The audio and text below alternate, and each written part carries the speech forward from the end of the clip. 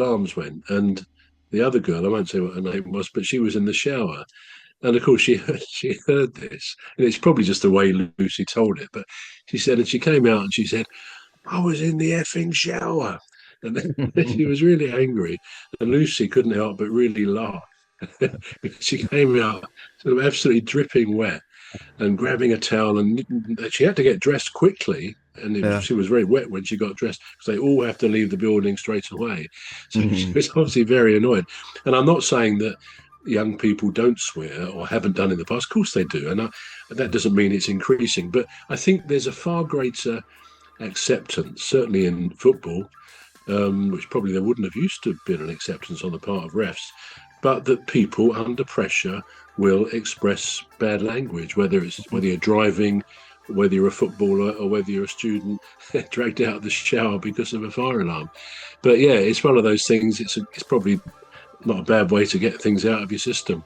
But anyway, No, I've detoured there away no, from that's the fine. point. That's fine. Yeah. But Yeah. yeah, I like passionate footballers. I do, and in the same in the women's game. I mean, I'm trying to think of the top of my head, but there are some passionate women's footballers. I think the captain Williamson, Leah Williamson, you can see she's got a passion about it, and one or two of the forwards, you can just see it there, and I think that's the secret of success in most things. If you want something, you've got to want it so much, so passionately that you don't ever give up on that passion to achieve it. And I think footballers really need to have that, and not just when I'm earning 100,000 a week, why would I worry?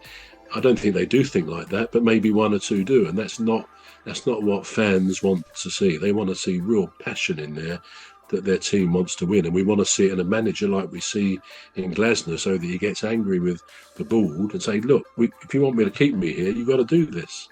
So yeah, passion is a very good thing in life, in my view.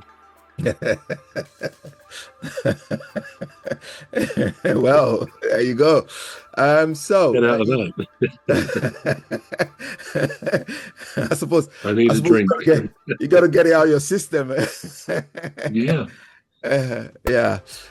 So you mentioned about a South African goalkeeper being accused of match fixing, and it just brought to mind the incident in the Premier League this past weekend, this weekend just gone, and it involved Paqueta of West Ham. He got sent off, didn't he? Yeah. Um, Yeah. and Rightly so. yeah, and Allison was trying to console him, and I kept thinking in my head, he's gonna get a red card. He's gonna get a red card. Yeah. And it just kept going, and it's like, oh yeah, calm down, calm down. And it's like it comes down for like 2 seconds, and then it goes back again. I'm like, that's Yeah. it. He's getting sent off, and the amount of time that it took the referee to actually be able to compose Mm. himself, not to because I don't think the referees want to really issue red cards because it's going to No. affect the team, and it's going to bring a sort of imbalance in the game, and so they try their best to avoid it. And I could see the referee. I can't remember who the referee was now, but I could see him just trying to hold back, and all these other Mm. players were holding him back. Even the opposing team's goalkeeper, Allison, came and was like, Yeah. Yeah. so eventually he got red carded.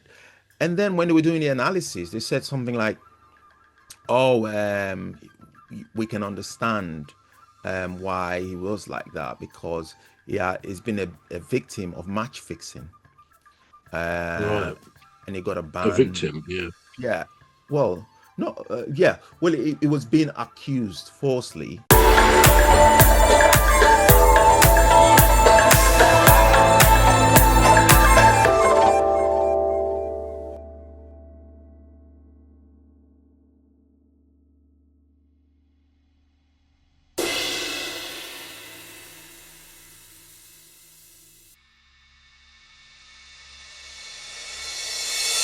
Being accused falsely of being involved in a match fixing, which then got him a ban and then was overturned or something.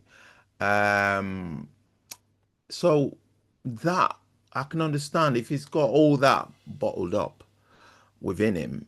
it could sometimes just bring an outburst of, if you feeling of being targeted. It doesn't justify it. But I just thought when they said that, I thought, oh, makes sense. But should he have just learned? I mean, I know footballers have psychologists that would, help them to sort of cope with, things that are might be affecting them psychologically. So they might help them to, they might have a counselor or whatever, to help them with it. But what do we make of his outburst? Well, yeah, as you say, I heard about the fact that he was investigated, I think it was last season, for match fixing. Match fixing in the sense that deliberately getting booked, which brings it even closer to what happened on Sunday. Now, he may have been eventually acquitted. I think he was banned, as you say, for this, and then it was overturned or something. I don't know the full details of that. But from what you've just said there, I don't think, however aggrieved he may have felt about that, I wouldn't have thought the best thing to do is to get yourself booked and then sent off by carrying on. Yeah. Because people are going to say, hang on a minute.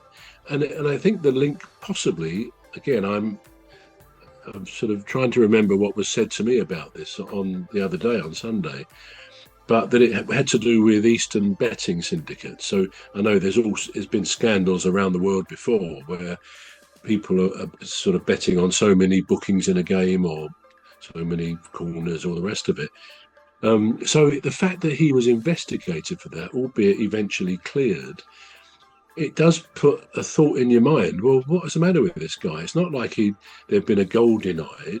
There are decisions every few moments on a football pitch in the course of a game which go against one team or the other. So as a professional footballer, you would think that, you've got to take on board things that disappoint you, or somebody scores a goal against you.